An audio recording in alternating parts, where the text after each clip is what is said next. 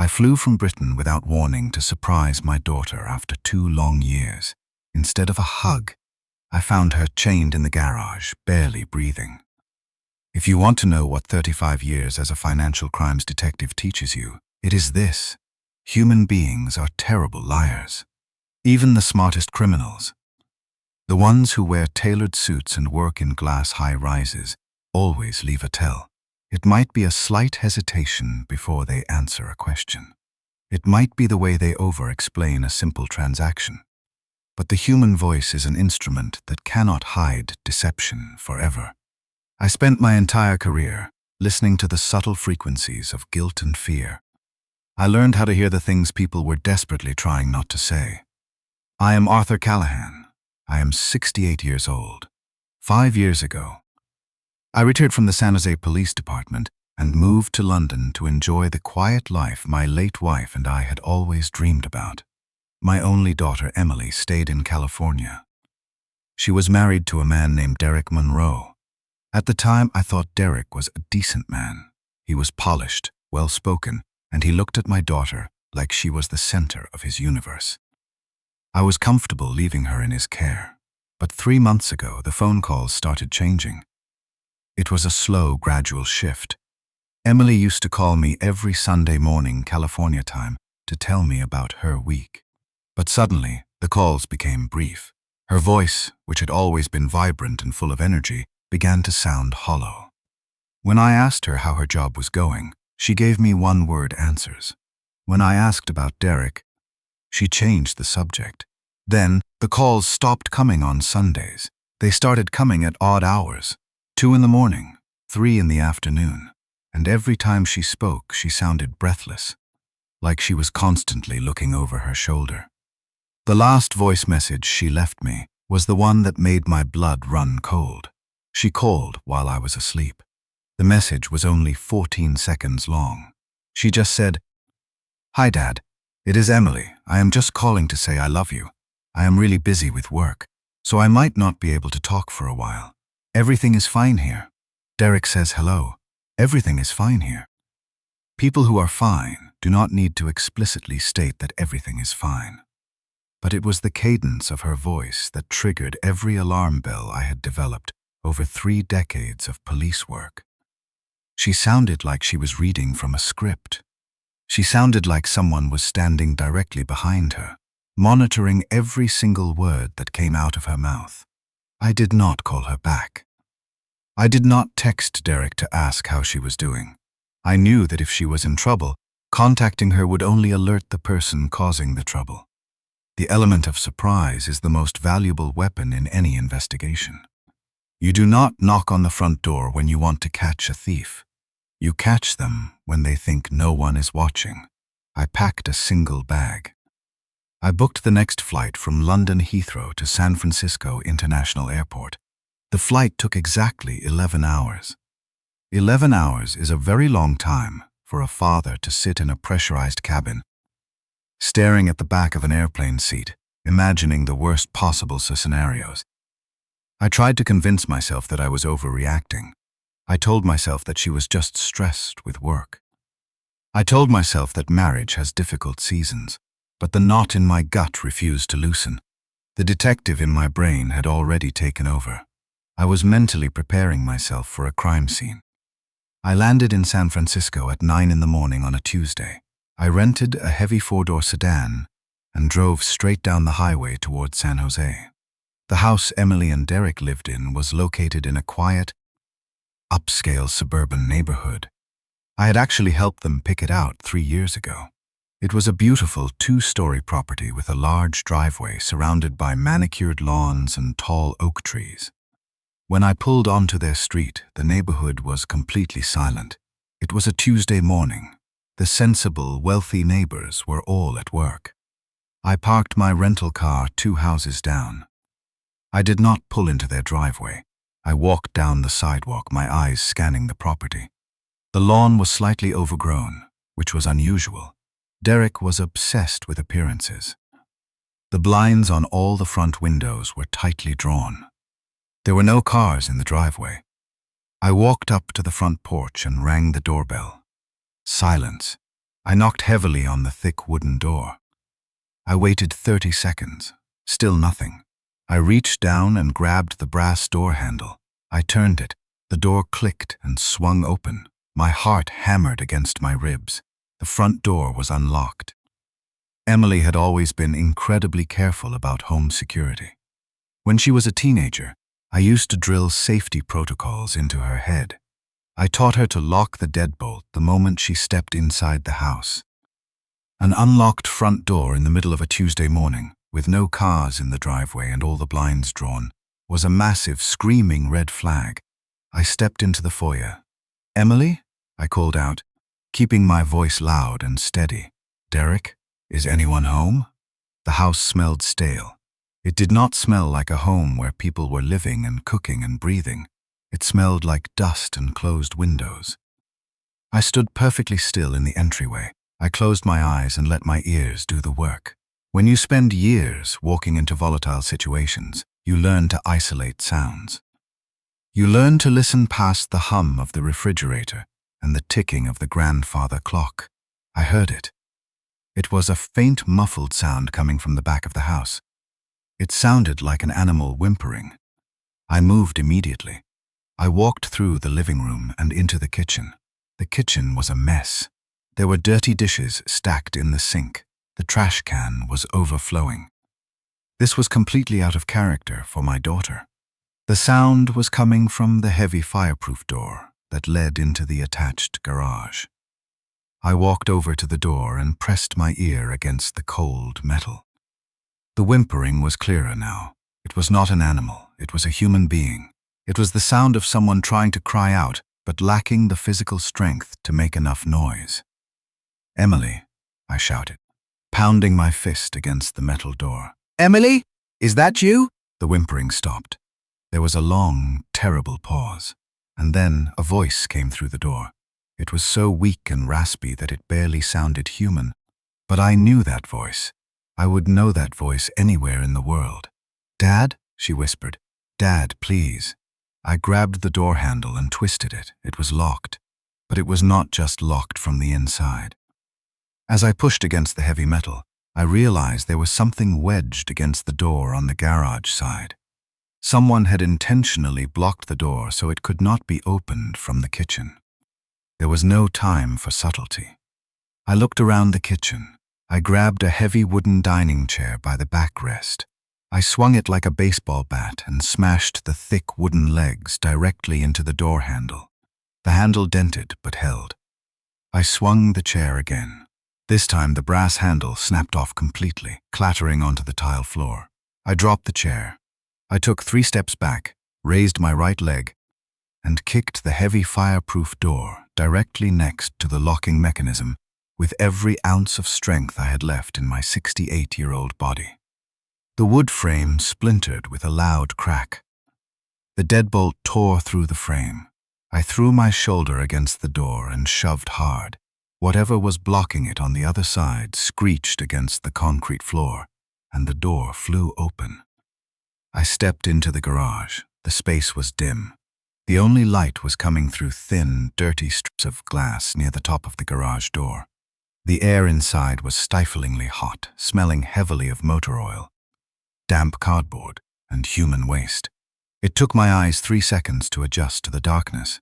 When they did, I felt a physical snap inside my chest. I felt the father inside of me shatter into 1,000 pieces, and I felt the cold, ruthless detective take his place. My daughter was chained to a heavy steel water pipe along the back wall. She was literally chained, like a danger.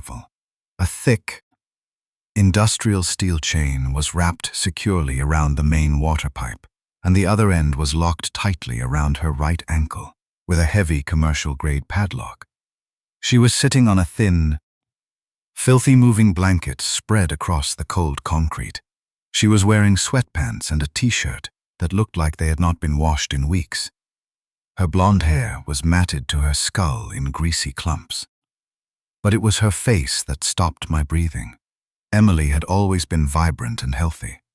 The woman looking up at me was a skeleton. Her cheekbones were protruding sharply against her pale skin. Her eyes were sunken deep into her skull, surrounded by dark purple bruises. Her lips were cracked and bleeding. Beside the blanket were 6 empty water bottles, a cracked plastic bowl, and a torn cardboard box that had once held protein bars. They had not left enough to save her. They had left just enough to make her death take longer. When she looked at me, her eyes were completely hollow. It was a look of absolute soul-crushing defeat. It was the look of someone who had already accepted that they were going to die on that concrete floor. "Dad," she whispered, her voice breaking. She started to cry. It was not a gentle, relieved cry. It was a jagged, broken sob that shook her frail body. I crossed the garage in 3 long strides. I dropped to my knees beside her. My hands were shaking uncontrollably as I reached out and touched her face. Her skin was freezing cold despite the heat in the garage. "I am here, sweetheart," I whispered, my voice thick with emotion. "I am right here. You are safe." I grabbed the heavy steel chain and examined the padlock. It was a hardened steel lock, the kind you cannot pick with a hairpin. Whoever put this on her wanted to make absolutely certain she could never escape. "Where are they?" I asked. I did not have to shout. My voice was deadly calm, but the rage vibrating underneath it was completely terrifying. "Where are Derek and Marjorie?" I asked again. Emily squeezed her eyes shut. "Hawaii," she managed to say between dry, rattling sobs. "They flew to Hawaii last week, Dad. They left me here." My mind raced. Hawaii. They had chained my daughter to a pipe in a locked garage and flown across the Pacific Ocean for a vacation. They were going to let me die. Emily whispered, her head falling against my chest. "Marjorie said that after I was gone, they would have everything." I looked around the walls of the garage. My eyes scanned the workbenches, the tool racks, the storage bins. I spotted a pair of heavy-duty, 3-foot-long bolt cutters hanging on a pegboard near the lawnmower. It was probably the exact same tool Derek had used to cut the chain to length. The irony was burning a hole in my chest. I stood up, walked to the pegboard, and pulled the heavy iron bolt cutters off the wall. I walked back to Emily. I slid the thick metal jaws of the bolt cutters around the steel link closest to the padlock. I grabbed both handles, braced my foot against the concrete floor, and squeezed with everything I had. The hardened steel snapped with a loud, violent crack that echoed off the garage walls. The heavy chain fell away from her ankle. "Can you walk?" I asked, reaching down to help her up. She grabbed my forearms and tried to stand. Her legs immediately buckled. She had 0 muscle mass left. I caught her before she hit the concrete. She felt like she weighed nothing at all.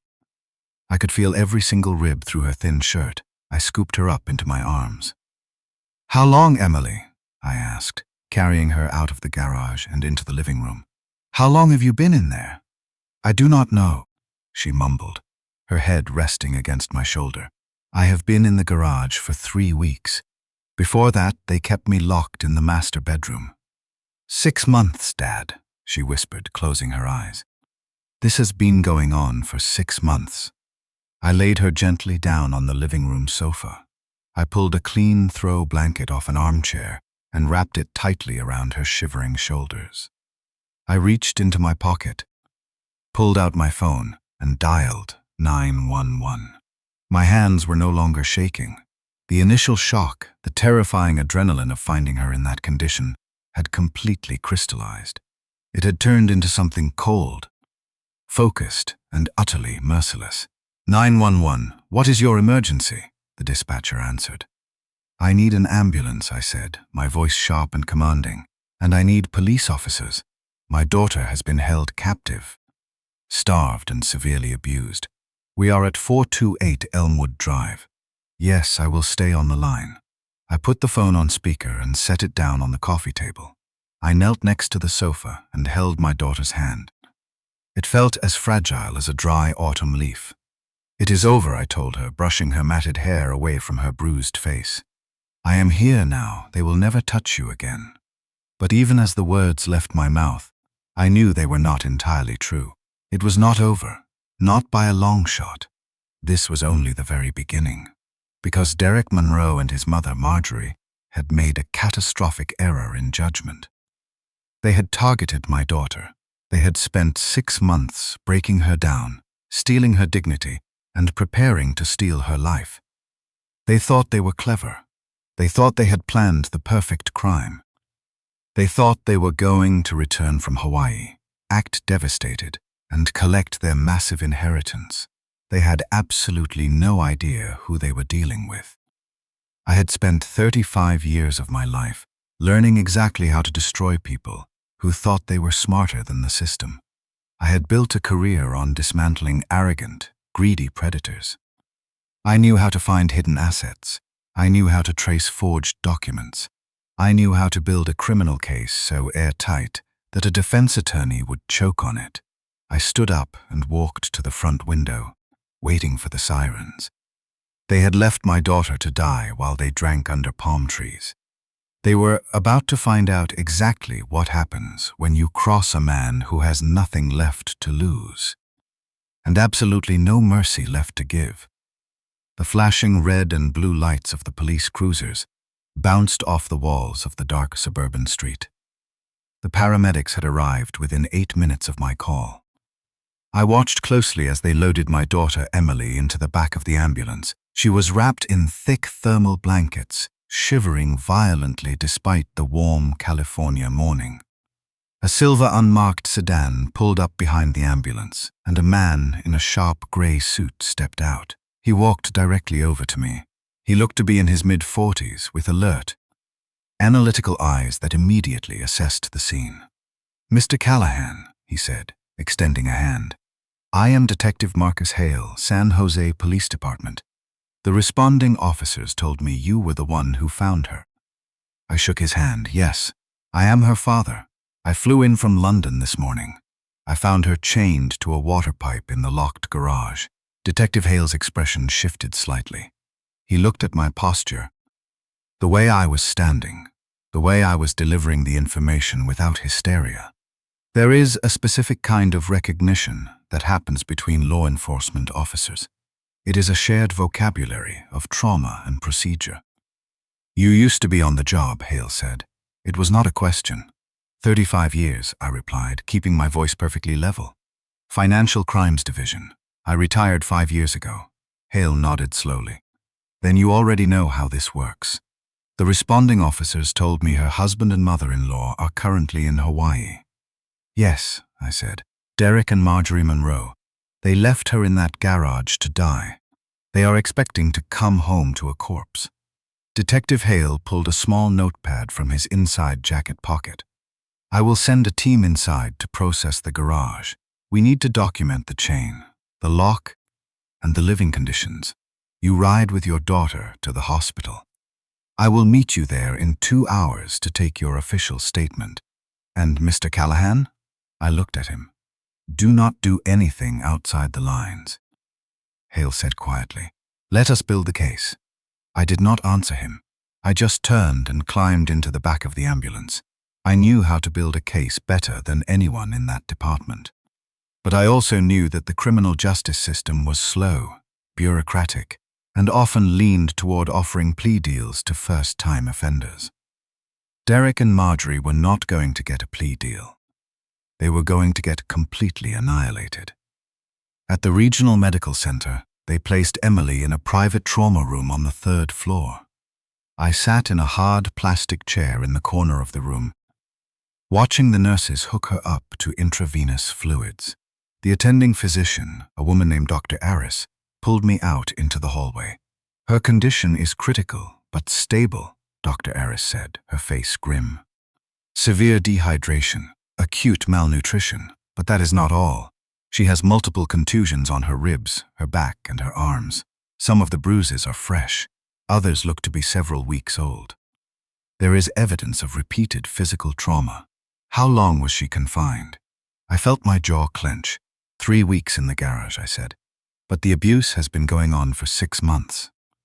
I went back into the room and sat down next to Emily's bed. She was sleeping fitfully, her chest rising and falling in shallow breaths. I reached out and held her hand. When you spend your entire life hunting criminals, you train yourself to suppress emotion. Emotion makes you sloppy. Emotion makes you rush. But sitting in that sterile hospital room, looking at the bruised and sunken face of my only child, I allowed myself exactly 2 minutes to feel the white-hot, blinding rage burning inside my chest. Then, I boxed it up. I locked it away in the darkest corner of my mind. The father was gone. The detective was fully awake. By 3 in the afternoon, Emily opened her eyes. "Dad," she rasped, her throat dry. "I am right here," I said, pouring a small cup of water and holding the straw to her cracked lips. "Take it slow." She drank a few sips and leaned back against the pillows. She looked around the bright hospital room, as if she could not quite believe she was actually out of that dark, suffocating garage. "I need you to tell me everything," I said softly, "from the very beginning.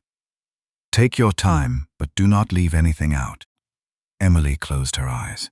"6 months ago, everything changed," she began. "It was just after the new year. Derek started acting different, was angry all the time.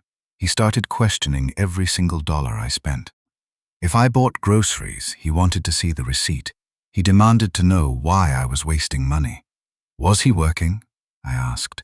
She shook her head weakly. I thought he was. He left the house every morning in a suit. But I found out later that he was fired in December. He never told me. He just pretended he was still going to the office. And his mother? I prompted. When did Marjorie get involved? That same week, Emily said, her voice trembling slightly. She showed up at the door with 2 suitcases. Derek told me she was having financial trouble and needed to stay with us for a few weeks. I did not want her there, but he insisted. He said it was only temporary. I nodded, writing the timeline down in a small notebook. She was awful from the first day, Emily continued. Marjorie would follow me around the house, criticizing everything I did.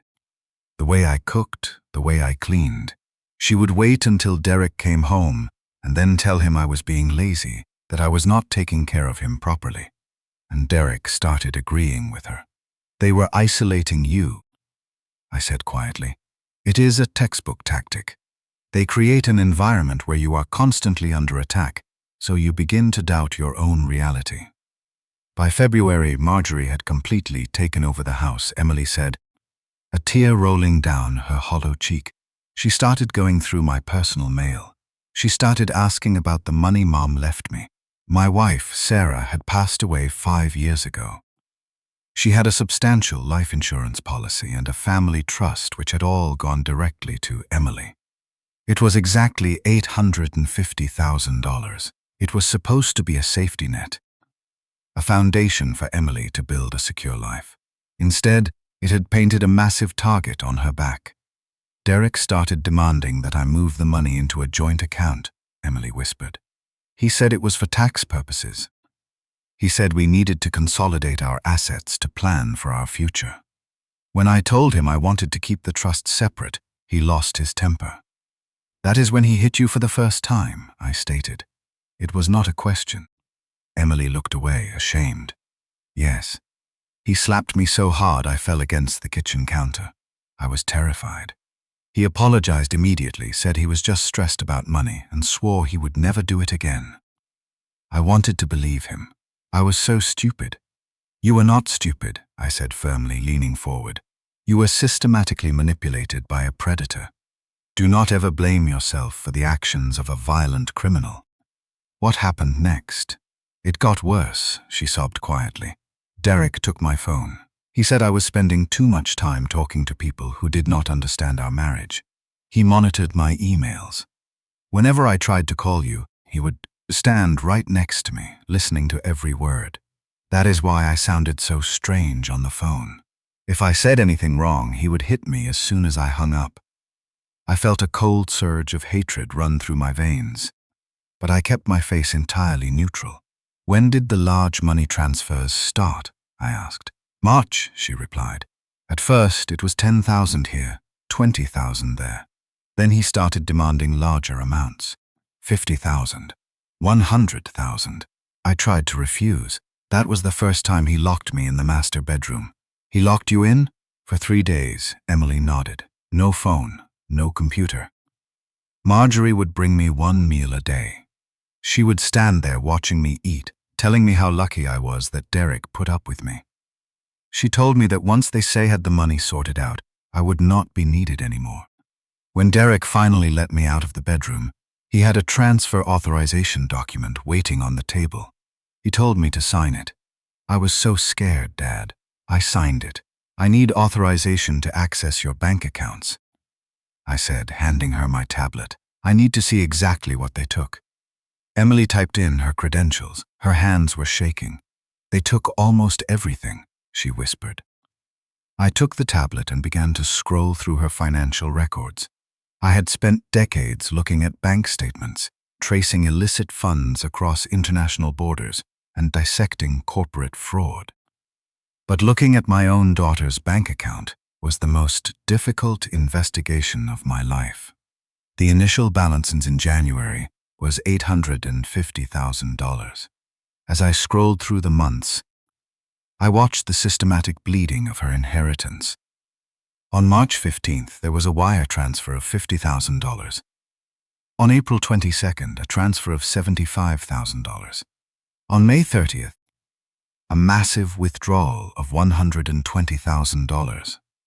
The current balance was $170,000.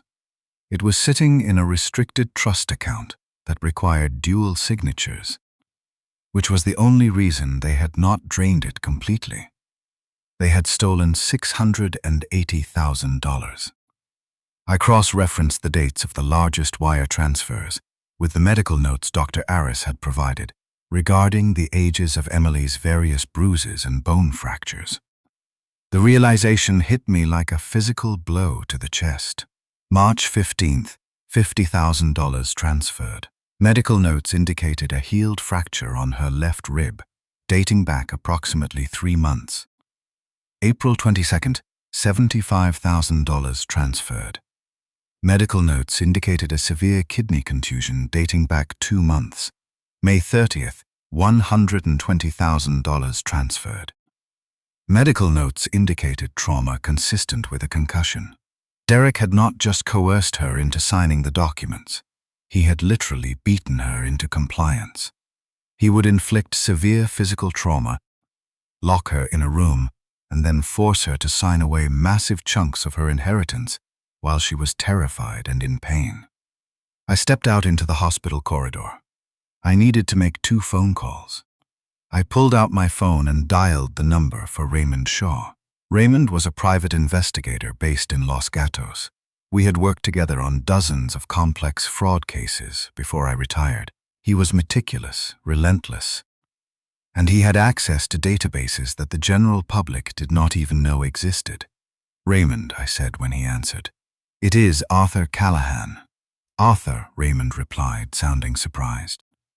"I thought you were enjoying retirement in London, drinking tea and reading books. I am in San Jose. I need you to drop whatever you are working on. I need a full background workup on 2 people. Derek Monroe and his mother, Marjorie Monroe. I want everything. Employment history, court records, credit liens, casino debts, known associates, and anything connected to their recent financial activity. I need to know every breath they have taken in the last 6 months." "Give me the details," Raymond said, his tone instantly shifting into professional mode. I gave him their names, addresses, and social security numbers from Emily's tax documents. "I need this fast, Raymond. They are currently in Hawaii. They return in 5 days. I am building a cage, and I need the iron bars." "You will have preliminary data by tonight," Raymond promised. I hung up and made the second call. This one was to Elliot Graves. Elliot was one of the most ruthless family law attorneys in Northern California. He did not negotiate. He litigated with the intention of destroying the opposing party. "Elliot, it is Arthur Callahan." "Arthur," the lawyer answered, "it has been a long time. What can I do for you?" "I am sending you a secure file containing medical records, police incident reports, and bank statements," I said. "My daughter has been held captive, severely abused, and defrauded out of nearly $700,000 by her husband and her mother-in-law. I need an emergency ex parte restraining order filed immediately. I need you to petition the court to completely freeze every single asset associated with Derek and Marjorie Monroe. Elliot was silent for exactly 3 seconds. Criminal charges? He asked. Kidnapping. Unlawful imprisonment, grand fraud, and attempted murder, I replied. The police are building the criminal case. I am building the financial execution. I want their bank accounts locked down before they even land at the airport. I will have the paperwork drafted within the hour, Elliot said, his voice cold and sharp. With the medical evidence of abuse, a judge will grant the emergency asset freeze by tomorrow morning. They will not be able to buy a cup of coffee. Do it, I said, and ended the call. I walked back into Emily's room. She was sitting up slightly, watching the local news on the small television mounted in the corner. How much did they take? She asked quietly. 680,000, I answered, sitting down beside her. She closed her eyes and let out a long, shaky breath. It is gone. My entire future, just gone. I reached out and gently gripped her shoulder. It is not gone, Emily. We are going to get it back. She looked at me, her eyes filled with despair. How? Derek is smart, Dad. He knows how to hide things. Derek is an amateur, I said flatly. He is a greedy, desperate amateur who thinks he is a criminal mastermind. People like Derek always leave a paper trail. They always get sloppy because they believe they are untouchable. My phone buzzed in my pocket. It was a secure text message from Raymond Shaw. It had only been 3 hours, but Raymond worked fast. Raymond's preliminary report did not give me everything, but it gave me enough. He found references to a joint account through credit applications and casino repayment records. Derek Monroe was fired in December for falsifying expense reports at his software sales job. But the most interesting detail was his gambling history. Over the last 8 months, Derek had accumulated $120,000 in debt across 3 different casinos in Reno, Nevada. The casinos had been aggressively pressing him for payment since February. I kept reading. Marjorie Monroe, 64 years old. She had filed for bankruptcy twice in the last 10 years. But more importantly, she had a criminal record. In 2012, Marjorie was convicted of misdemeanor fraud for attempting to scam an elderly neighbor out of $50,000 in a fake real estate investment. She had avoided prison time, but the pattern of predatory behavior was heavily documented. And then Raymond delivered the final piece in the of the puzzle. Derek and Marjorie shared a joint bank account. I cross-referenced the account numbers Raymond provided with Emily's bank statements. Every single time Derek coerced Emily into transferring money to his personal account, he would immediately wire exactly 50% of those funds into the joint account he shared with his mother. I stared at the screen. The cold, analytical part of my brain clicked all the pieces together into a horrifying picture. This was not a domestic dispute that spiraled out of control. This was not a husband acting in a moment of desperate rage. This was a calculated, premeditated, highly organized criminal conspiracy. Marjorie had moved into the house to act as the warden. She had actively helped isolate Emily. She had psychologically tortured her while Derek applied the physical violence. They had operated as a mother and son grifting team, systematically extracting wealth from a vulnerable target. And when they had drained every accessible dollar, they had chained her to a pipe in a sweltering garage, locked the door and flown to Hawaii. They were going to let her die of dehydration. Then, they were going to return, act like devastated family members, report her missing, and eventually claim the final $170,000 in the restricted trust account. I turned off the phone screen and looked at my daughter. They had not committed one crime. They had built an entire business out of my daughter's suffering. But they had made one fatal miscalculation. They had forgotten to account for the auditor, and the auditor was about to bring their entire empire crashing down directly on their heads. The next 5 days moved with the precise mechanical efficiency of a well-executed military operation. When you are building a criminal case of this magnitude, time is your greatest enemy. But it is also your greatest weapon. You use every single hour to tighten the net. By Wednesday morning, Elliot Graves had secured the emergency ex parte restraining order and the asset freeze. The judge had taken one look at the medical photographs, the forged transfer documents, and the police incident report, and immediately signed the order. Every single bank account associated with Derek and Marjorie Monroe was locked. Their credit cards were suspended. Their house was placed under a strict legal hold. They could not sell it, they could not borrow against it, and they could not enter it. By Thursday, Raymond Shaw had uncovered the final piece of leverage we needed for the upcoming trial. Derek had a girlfriend. Her name was Marissa Lane, a 34-year-old marketing executive who thought she was dating a wealthy, soon-to-be divorced man. Raymond found text messages proving that Derek had promised Marissa they would be together permanently as soon as he resolved some family business in June. And by Friday, Emily was discharged from the hospital. I did not take her back to the house she had shared with Derek.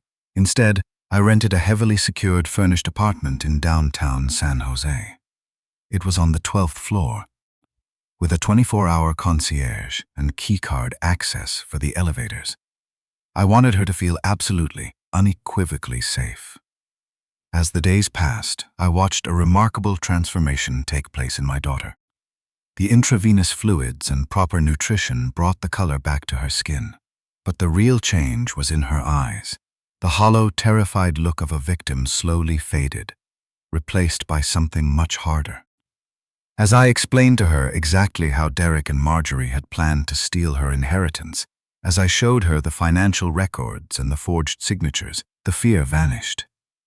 It was replaced by a cold, burning anger. "Are they really going to lose everything?" she asked me on Monday evening, sitting on the balcony of the rented apartment, looking out over the city lights. "Everything," I promised her. "When they land tomorrow, they will not just be arrested. They will discover that the world they thought they owned no longer exists." "Can I be there?" she asked, turning to look at me. "When the police arrest them, I want to see their faces." I shook my head gently. "No. Trust me, Emily.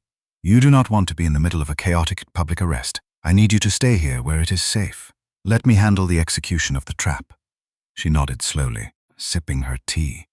"Just make sure he knows it was you," she said quietly. "Make sure he knows exactly who took him down." Tuesday, June 23rd. San Francisco International Airport is a massive, sprawling complex of glass, steel, and constant noise. At 2:30 in the afternoon, I stood near the international arrivals gate in Terminal G.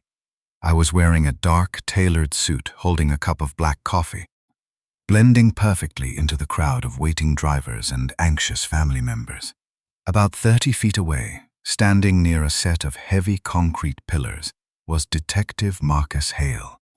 He was accompanied by 4 uniformed San Jose police officers. They were spread out, casually positioned to block all the primary exit routes from the baggage claim area. Hale caught my eye and gave a nearly imperceptible nod. The trap was set. All we had to do was wait for the mice to walk into it. Flight 842 from Honolulu touched down at 2:47. It took another 30 minutes for the passengers to navigate through the terminal and reach the baggage claim carousels. I watched the crowd pouring out of the secure area.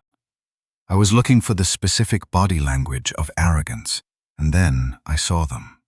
Derek and Marjorie Monroe walked out of the sliding glass doors, looking like a picture-perfect advertisement for a luxury Hawaiian vacation. Derek was deeply tanned, wearing expensive designer sunglasses, a crisp linen shirt, and a gold watch on his left wrist. He was pulling 2 large, hard-shell suitcases. Marjorie walked right beside him, wearing a wide-brimmed sun hat, an oversized floral dress, and carrying a duty-free shopping bag. They were laughing. They were actually laughing.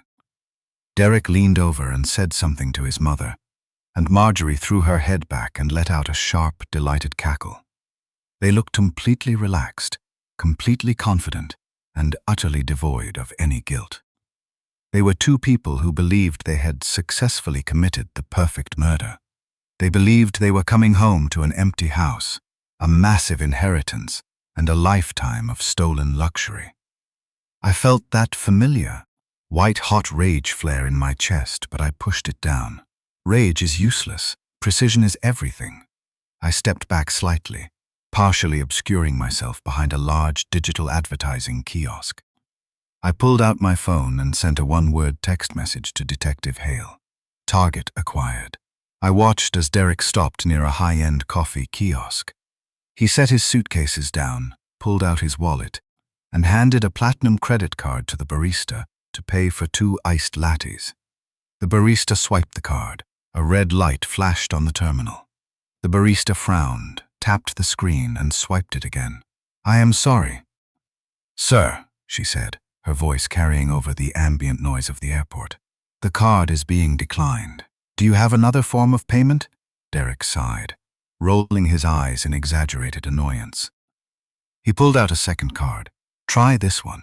It is probably just the airport Wi-Fi messing with the banking app." The barista swiped the second card. She looked at the screen again, her expression shifting from polite customer service to genuine confusion. "Declined again, sir." She's sliding the heavy metal card back across the counter. "There is a code here. It says, 'Contact your issuing bank immediately.'" Derek let out a long, exaggerated sigh of frustration. He pulled out his phone, tapping the screen aggressively. "This is ridiculous. It has to be a fraud alert. We were just traveling internationally. Let me log into the banking app." Marjorie let out an impatient huff, adjusting her wide-brimmed hat. "Derek, honestly, you need to manage your accounts better. This is embarrassing. Just use cash. We need to get back to the house. We have a lot of arrangements to make today." Arrangements, the word, hung in the air, heavy and sickening.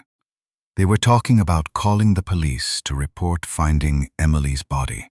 They were standing in an airport terminal, drinking expensive coffee, annoyed by a minor banking inconvenience, while simultaneously planning the logistics of covering up the brutal murder of my daughter. The sheer, casual evil of it was staggering. It confirmed every single thing I believed about them.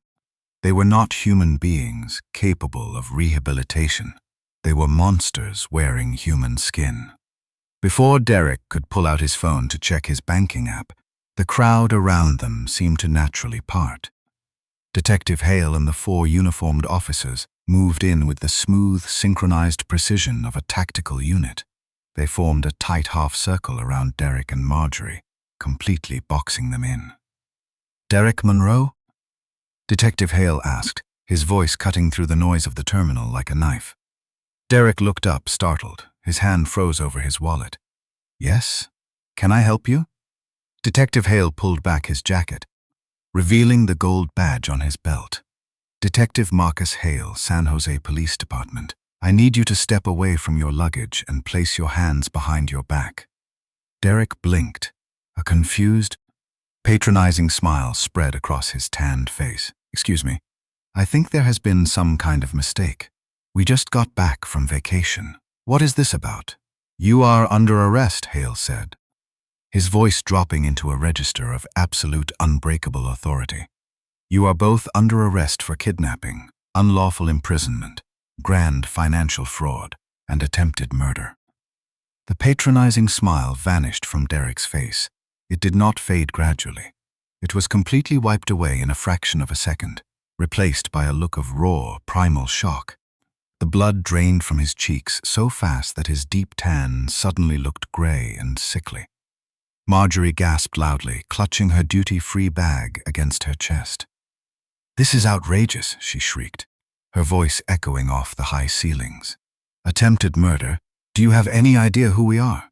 We are respectable citizens. We have not done anything wrong. Turn around, ma'am." One of the female officers said, stepping toward Marjorie, "Hands behind your back."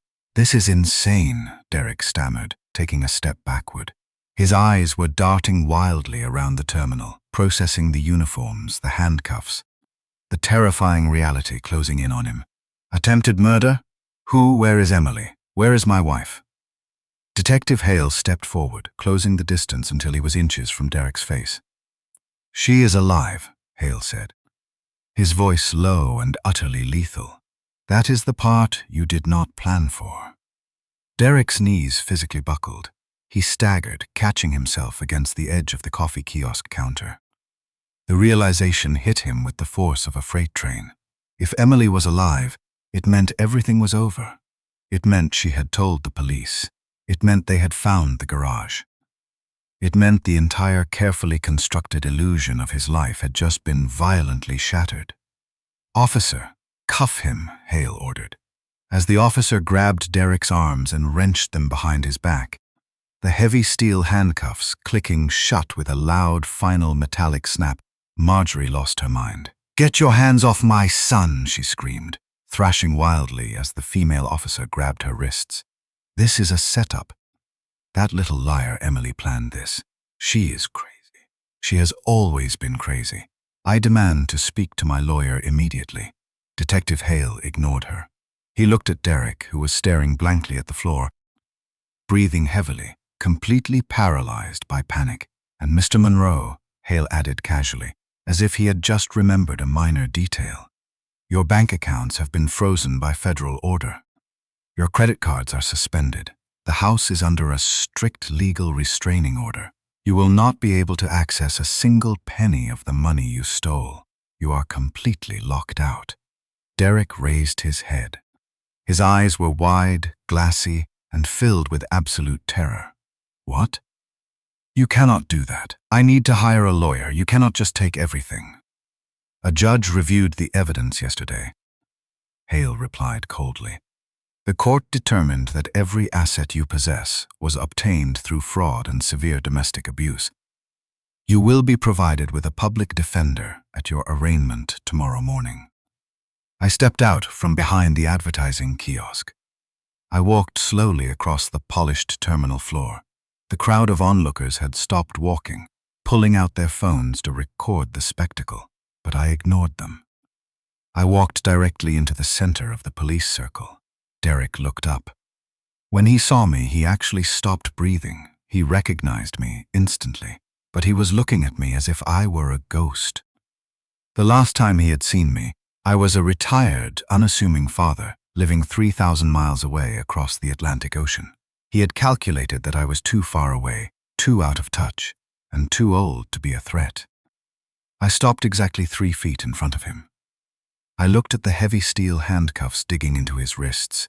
I looked at the expensive linen shirt, the designer sunglasses hanging crookedly from his collar, and the pathetic, terrified expression on his face.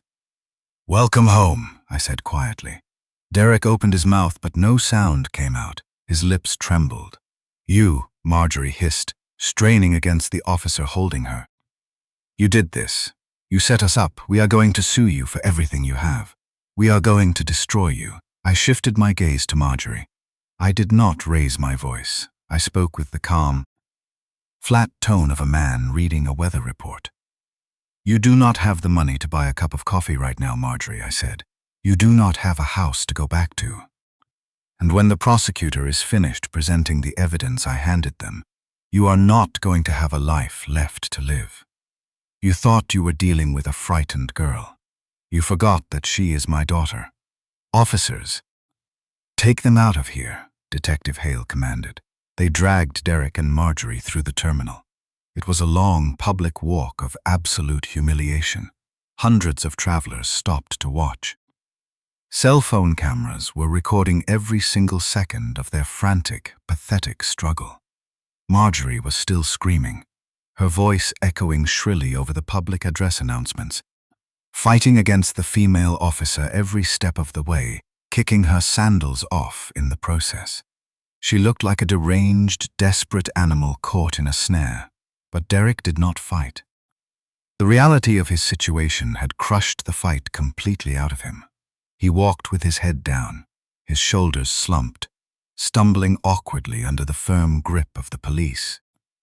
The expensive Hawaiian shirt suddenly looked ridiculous on him.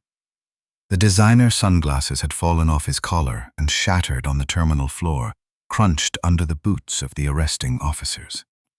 He looked exactly like what he was, a broken, exposed predator who had finally been dragged out of the shadows and thrown violently into the harsh, unforgiving light of justice. I stood in the terminal and watched them until they were pushed through the revolving glass doors and loaded into the back of the marked police cruisers. I pulled out my phone and dialed Emily's number. She answered on the first ring. "Is it done?" she asked, her voice tight with anticipation. "It is done," I replied, walking slowly toward the parking garage. "They are in handcuffs. Their accounts are locked. They know they have absolutely nothing left." "How did he look?" she asked. For the first time since I found her, Emily did not ask if Derek would come back. She asked how badly he had fallen. I smiled. Stepping out into the bright California sunlight, he looked terrified. "Good," she said. "Get some rest tonight, Emily," I told her. "Tomorrow we go to court, and tomorrow he learns what evidence does to a liar." The San Jose courthouse is a monolithic structure of gray concrete and tinted glass. It is a place designed to make you feel incredibly small. For 35 years, I had walked those halls as a detective, building cases, watching defense attorneys try to manipulate the truth, and waiting for the gavel to fall. I knew exactly how the system worked. I knew that justice was not something that happened automatically. Justice was something you had to build, piece by piece, until it was too heavy for the guilty to carry. The preliminary hearing for Derek and Marjorie Monroe was scheduled for July 7th, exactly 2 weeks after their arrest at the airport. Normally, defendants in high-profile fraud and attempted murder cases are held without bail. But their newly hired defense attorney, a slick, aggressive man named Victor Vance, had managed to secure bail. It was set at $500,000 for Derek and $250,000 for Marjorie. They had to use a bail bondsman, putting up collateral from friends and extended family, because Elliot Graves had successfully frozen every single asset they owned. They were out of jail, but they were not free. They were wearing GPS ankle monitors, confined to Santa Clara County, and living in a cheap motel because they could not legally enter the house they had stolen from my daughter. I sat in the second row of the courtroom, directly behind the prosecution table. Emily did not attend. She was safe in the downtown apartment. She was not legally required to be at the preliminary hearing. And I did not want her in the same room as Derek until the actual sentencing. At 10 o'clock sharp, the heavy wooden doors at the back of the courtroom swung open.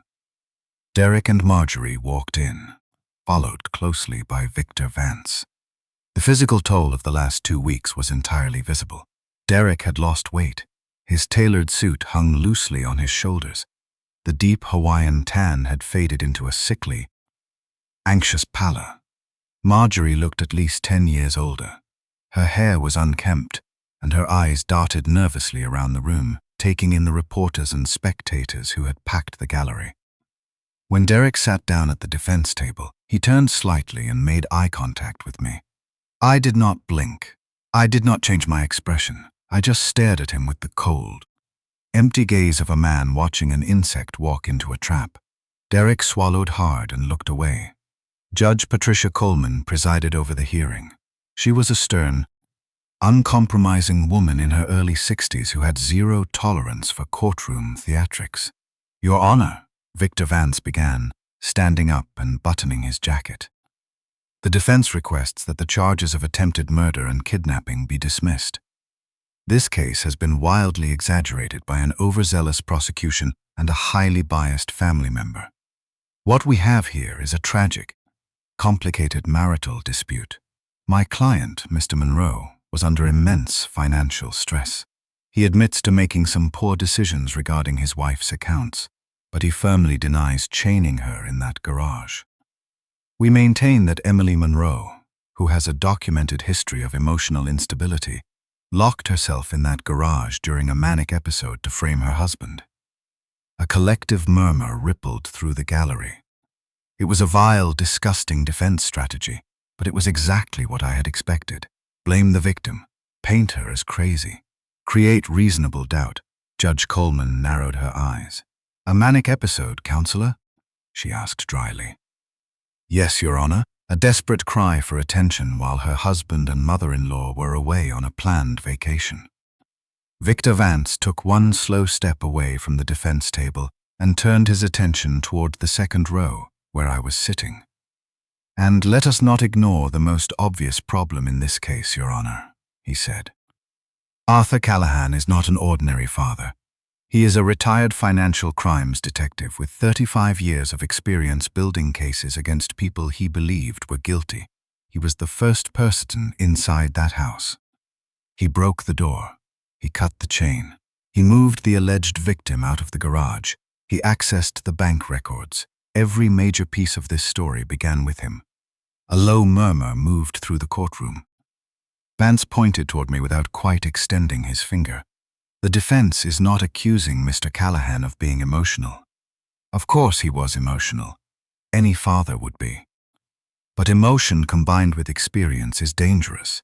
If anyone in this room had the motive, the knowledge, and the ability to shape a narrative before police arrived, it was Arthur Callahan. I felt every eye in the courtroom turn toward me. I did not move. I did not blink. I had seen this tactic 100 times. When the evidence is too heavy to lift, attack the person who found it, the lead prosecutor. A sharp, methodical woman named Sarah Jenkins rose slowly from the prosecution table. That is a serious accusation, counselor, she said calmly. Fortunately, the state's case does not depend on Mr. Callahan's word. It depends on the body camera footage recorded by the responding officers. It depends on the paramedic report written before Mr. Callahan ever gave a formal statement. It depends on photographs taken by crime scene technicians. It depends on bank transfer timestamps that predate Mr. Callahan's arrival in the United States. And it depends on a padlock key recovered from Derek Monroe's luggage when he was arrested at the airport. Jenkins opened a thick manila folder and began dropping the hammer. Your Honor, the prosecution would like to submit Exhibit A, Jenkins said, handing a stack of 8 by 10 photographs to the bailiff. These are the medical photographs taken at the Regional Medical Center on the day the victim was recovered. The judge put on her reading glasses and flipped through the photos. I direct the court's attention to the severe lacerations and deep tissue bruising around the victim's right ankle, Jenkins continued. According to the attending physician and the forensic pathologist, the bruising pattern is consistent with a heavy industrial steel chain, being locked tightly around the ankle for a minimum of 3 weeks. It is physically impossible for a person to inflict this specific, localized friction injury upon themselves while voluntarily confined. Furthermore, the padlock required a key that was found securely packed in the defendant's luggage when he was arrested at the airport. Victor Vance shifted uncomfortably in his chair. The prosecution submits Exhibit B, Jenkins said, pulling out a second stack of documents. This is a forensic audit of Emily Monroe's inheritance trust, cross-referenced with her medical records. Over a period of 6 months, $680,000 was transferred from the victim's accounts to a joint account held by Derek and Marjorie Monroe. Jenkins paused, letting the silence fill the courtroom. Every single transfer exceeding $50,000 corresponds exactly with a hospital visit or a documented injury suffered by the victim, Jenkins stated flatly. March 15th, $50,000, a fractured rib. April 22nd, $75,000, a severe kidney contusion. May 30th, $120,000, a concussion. The defendants did not just steal this money. They physically beat the victim into compliance, locked her in a room, and forced her to sign the transfers. Objection, Vance said loudly. This is entirely circumstantial. There is no proof my client forced those signatures. Actually, Your Honor, there is, Jenkins replied smoothly. The prosecution submits Exhibit C. This is a report from a certified forensic document examiner. They analyzed the transfer authorizations signed in April and May. The pen pressure, the hesitation marks, and the unnatural looping on the letters clearly indicate forgery. Derek Monroe did not just coerce his wife. When she refused to sign, he simply forged her signature. Derek's face was now completely gray. He leaned over and whispered frantically to his lawyer. Marjorie had her face buried in her hands, shaking her head side to side in aggressive denial. But Jenkins was not finished. She was a prosecutor who understood pacing. She had established the abuse. She had established the financial fraud. Now she was going to establish the premeditated intent to kill. Your Honor, the state would like to introduce digital evidence recovered by police forensics from the defendant's personal computers. Jenkins walked over to a television monitor set up facing the judge's bench. She clicked a remote. A screenshot of an internet search history appeared on the screen. In the 3 weeks leading up to their Hawaiian vacation, Derek Monroe executed the following internet searches on his encrypted laptop. Jenkins read from her notes. Missing spouse inheritance timeline. How long before a missing person is declared legally dead? And countries without extradition treaties to the United States. The courtroom went dead silent. The reporters in the gallery were typing furiously. Jenkins clicked the remote again. A new screenshot appeared. During that exact same time frame, Marjorie Monroe executed the following searches on her personal tablet. Jenkins continued, her voice cold and steady. Spousal trust access after death. How to forge a last will and testament. And life insurance payout timelines. Judge Coleman stared at the monitor for a long, heavy moment. She looked slowly from the screen down to the defense table. She looked at Derek and Marjorie, not as defendants in a complicated trial, but as something grotesque that had washed up on a beach. Counselor, Judge Coleman said, her voice dripping with absolute contempt. Does the defense still maintain this was a manic episode? Vance swallowed hard. Your Honor, internet searches are not illegal. People search for strange things all the time out of morbid curiosity. It does not prove a conspiracy to commit murder. Jenkins did not miss a beat. The prosecution calls Marissa Lane to the stand. When the name was announced, Derek physically jolted in his chair. He turned and stared at the heavy wooden doors at the back of the courtroom. Marissa Lane walked in. She was a 34-year-old marketing executive. She was wearing a conservative Navy suit, looking pale and completely terrified. Raymond Shaw had tracked her down 4 days ago. When the police told her exactly what Derek had done to his wife, she had immediately agreed to testify in exchange for absolute immunity regarding any stolen money Derek might have spent on her. Marissa took the stand, placed her hand on the Bible, and swore to tell the truth. Miss Lane, Jenkins began, standing at the podium. How long have you been in a romantic relationship with the defendant, Derek Monroe? 8 months, Marissa said softly, her voice shaking. Did Mr. Monroe ever discuss his marital status with you? Yes, he told me he was married, but that it was a mistake. He said he was planning to leave her. Jenkins walked closer to the witness stand. Did he ever specify a timeline for when he would leave his wife? Marissa looked down at her hands, taking a shaky breath. She refused to look at Derek. Yes, in late May. He told me that we needed to be patient for just a few more weeks. He said he had a family vacation planned with his mother, and that when he returned, his wife would be completely out of the picture. What did you think he meant by out of the picture? Jenkins asked. I thought he meant they were finalizing the divorce, Marissa cried, wiping a tear from her cheek. I swear I did not know what he was doing. I thought he was just waiting for the lawyers to finish the paperwork. Jenkins pulled out a piece of paper. I am holding a transcript of a text message sent from Derek Monroe's phone to yours on June 5th, 3 days before he left for Hawaii. I will read it for the record. Quote, Do not worry, baby.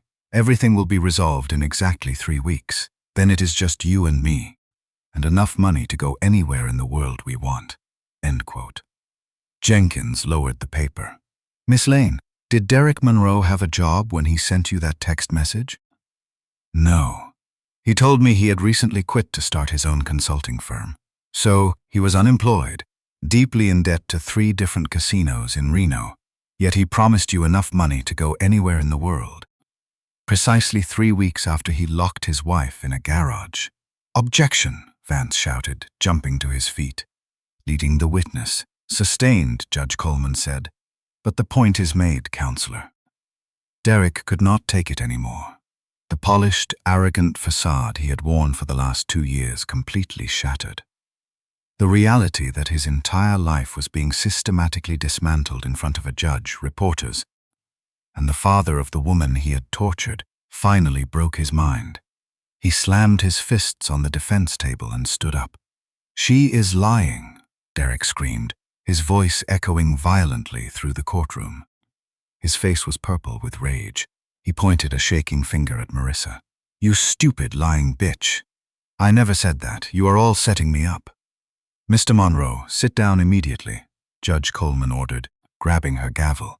"It is a setup," Derek roared, turning to look directly at me. "He is a retired cop. He is faking the evidence. He planted the searches. Emily is crazy. She did this to herself. You cannot do this to me. I have rights." The bailiff moved quickly, unclasping the retention strap on his holster, stepping directly behind Derek. "Mr. Monroe," Judge Coleman said, striking the gavel so hard it sounded like a gunshot. "One more word, and I will have you gagged and held in summary contempt of court. Sit down, shut your mouth, and speak only through your attorney." Victor Vance grabbed Derek's arm and violently yanked him back into his chair. Derek sat there, his chest heaving, his eyes wide and wild with panic. Marjorie was openly sobbing now, rocking back and forth in her chair, murmuring under her breath about how this was all a mistake. The courtroom was completely silent except for Marjorie's sobbing and Derek's ragged breathing. Judge Coleman did not even pretend to deliberate. She looked at the prosecution, then at the defense, her expression carved from solid granite. Based on the overwhelming volume of physical, financial, and digital evidence presented today, she announced, her voice ringing clearly across the room, "I find more than sufficient cause to bind both defendants over for trial on all charges, including kidnapping, grand fraud, and attempted murder." She turned her gaze to Derek and Marjorie. "Furthermore, given the defendant's clear flight risk, the severity of the charges, and the unhinged outburst I just witnessed in my courtroom, I am revoking bail for Derek Monroe. He will be remanded immediately into state custody to await trial. Marjorie Monroe's bail will remain, but she is placed on 24-hour house arrest with 0 exceptions." Vance stood up. "Your Honor, my client has complied with all conditions of his release. Revoking bail is completely unprecedented. Take it up with the appellate court, counselor," Judge Coleman snapped. "We are adjourned." She struck the gavel one final time and walked off the bench. The bailiff stepped forward, grabbed Derek by the shoulder, and hauled him to his feet. Derek did not fight this time. The rage had burned out, leaving nothing but the cold, paralyzing terror of a man who realized the walls were closing in for good. As the bailiff secured the heavy steel handcuffs around Derek's wrists, Derek looked across the courtroom and made eye contact with me one last time. I did not smile. I did not sneer. I simply looked back at him with the absolute unwavering certainty of a father who had kept his promise. That was the moment Derek realized my daughter had survived, and every lie he told had survived with her. The criminal trial of Derek and Marjorie Monroe began on August 1st. It did not last very long. When you build a criminal case properly, a trial is not a dramatic back-and-forth battle of wits. It is a slow, methodical, completely unavoidable crushing weight. The prosecution laid out the evidence. The jury saw the chain. They saw the medical photographs. They saw the forged signatures, the bank transfers, and the digital searches Derek and Marjorie thought no one would ever find. The defense attorneys tried their best, but they were fighting a tidal wave with a bucket. On August 22nd, the jury deliberated for exactly 4 hours. When they returned to the courtroom, the foreman stood up and read the verdicts. On the charge of kidnapping, we find the defendant, Derek Monroe, guilty. On the charge of unlawful imprisonment, guilty. On the charge of grand financial fraud, guilty. On the charge of attempted murder, guilty. Derek stood at the defense table, his hands gripping the wood so hard his knuckles were white. He did not cry. He just stared straight ahead, his chest rising and falling rapidly, trapped in the inescapable reality of a concrete box that would be his home for a very long time. Marjorie Monroe was found guilty of conspiracy, financial fraud, and as an accomplice to kidnapping. When her verdict was read, she collapsed back into her chair and wailed loudly, sobbing about how unfair it all was.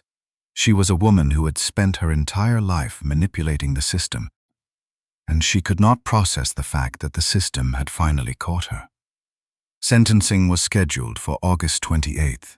The courtroom was packed on the day of the sentencing. Reporters filled the back rows, drawn by the viral news coverage of the affluent tech salesman who had chained his wealthy wife in a garage to fund his gambling addiction. I sat in the front row. Emily sat directly beside me. She was wearing a beautiful emerald green dress. Her hair was clean and styled. The deep purple bruises had faded to faint yellow shadows, and the hollow emptiness in her cheeks had filled out.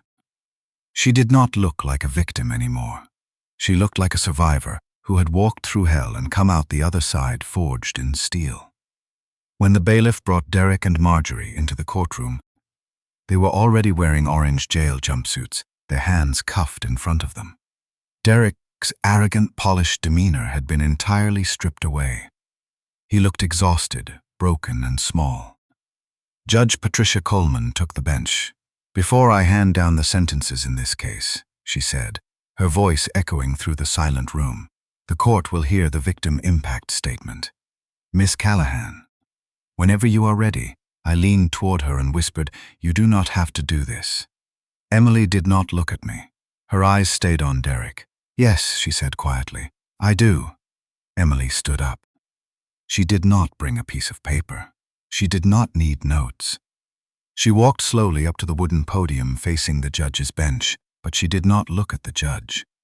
She turned her body and looked directly at the defense table. She looked directly into Derek's eyes. Derek swallowed hard, unable to look away. "When I met you," Emily began, her voice steady, carrying clearly across the room, "you told me that I was the most important thing in your life. You promised to protect me. You promised to build a future with me. Instead, you systematically dismantled my life. You isolated me from my friends. You cut me off from my father. You beat me until I signed away the money my mother left me to secure my future." Marjorie let out a small, dramatic sob, but Emily ignored her. "You and your mother locked me in a dark, sweltering garage," Emily continued, leaning slightly forward, her eyes locked on Derek's. "You chained me to a pipe like an animal. You took my phone, you took my dignity, and you took my voice. You gave me 6 bottles of water to survive on, and then you flew to a tropical island to drink cocktails and wait for me to die. You wanted my money, but you did not just want to steal it. You wanted to erase me from the world, so you would not have to deal with the inconvenience of a divorce. You wanted to play the grieving widower, living in my house, spending my mother's money, while my body rotted on a concrete floor. The courtroom was so quiet you could hear the air conditioning humming. Several people in the gallery were openly weeping. Derek stared down at his handcuffed wrists, unable to meet her gaze any longer. "But I did not die, Derek," Emily said, her voice dropping into a register of absolute, terrifying strength. "I survived. And while you sit in a concrete cell for the rest of your youth, watching your life waste away, I want you to remember one thing. You did not beat me. You did not break me. You only proved exactly how weak you really are. I am taking my life back today, but you will never get yours back." Emily stepped away from the podium and walked back to her seat beside me. She sat down her back perfectly straight, looking more powerful than I had ever seen her. I reached over and squeezed her hand. She squeezed back, hard. Judge Coleman adjusted her glasses and looked down at the defendants. "Derek Monroe," the judge said, her voice devoid of any sympathy. "The premeditated cruelty of your actions defies comprehension. You did not just abuse your spouse. You calculated her murder for financial gain with a level of callousness that suggests a complete lack of humanity. Therefore, it is the judgment of this court that you serve 15 years in the state penitentiary without the possibility of parole for 10 years. Furthermore, you are ordered to pay $300,000 in criminal restitution to the victim." Derek's mouth fell open. 15 years. He would be 57 years old by the time he had a chance to breathe free air again. "Marjorie Monroe," the judge continued, "you are sentenced to 8 years in the state penitentiary for your role in this conspiracy, and you will be held jointly liable for the financial restitution." Marjorie snapped. She jumped up from her chair, her handcuffs rattling violently. She ignored the judge and turned directly to me, her face red and twisted with venom. "You ruined my son," she screamed, pointing her cuffed hands at me. "You set us up. We were just trying to survive. You destroyed my son's life." I stood up slowly. I did not shout. I did not need to. I spoke with the calm, measured authority of a man who had won the war. "No, Marjorie," I said, looking her dead in the eye. "He destroyed his own life when he decided my daughter was worth less than her bank account." "Officers, remove the defendants," Judge Coleman ordered sharply. The bailiffs grabbed Derek and Marjorie by the arms and physically dragged them out of the courtroom. Marjorie was still screaming, her voice fading down the hallway, but Derek was completely silent. He let them pull him away, his head hanging down in absolute defeat. He was finally permanently gone. The aftermath of a major criminal case is always a logistical nightmare, but it is a highly satisfying one. Over the next 2 months, Elliot Graves executed the civil lawsuits with ruthless efficiency. Because Derek and Marjorie were convicted of severe financial fraud and attempted murder, the divorce proceedings were entirely one-sided. The court ordered the immediate sale of the upscale suburban house they had lived in. The house sold in early October for $1.2 million. Elliot Graves was relentless during the closing process. Because the court had placed a strict legal hold on all of Derek's assets on the very first day of the investigation, his share of the equity was completely inaccessible to his criminal defense lawyers. Instead, every single dollar of his equity was immediately seized by the state to cover the $300,000 in criminal restitution owed directly to Emily. We also managed to recover roughly $400,000 of the stolen inheritance that had been parked in various offshore and joint accounts. When all the dust settled, the legal fees were paid, and the accounts were consolidated, Emily walked away with nearly $1.6 million. Derek's massive gambling debts in Reno became his own personal problem, and since he had 0 assets left and was sitting in a state prison, the casinos simply wrote it off as a total loss. He had literally gambled his entire life away. Emily used a small portion of the money to rent a beautiful sunlit apartment in a high-rise building overlooking the city. I rented a smaller apartment exactly 3 blocks away. I was not going back to London.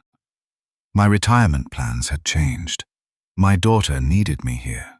She started seeing a trauma therapist 3 times a week. The healing process was slow. There were nights when she would wake up in a cold sweat, remembering the heavy steel chain around her ankle, remembering the suffocating heat of the garage. But every week the nightmares became less frequent. Every week her laugh became a little bit louder, a little bit more genuine. By late November, the physical bruises were completely gone, and the psychological wounds were finally beginning to close. On a rainy Tuesday afternoon, exactly 3 months after the sentencing, Emily asked me to drive her to the California State Prison in Soledad.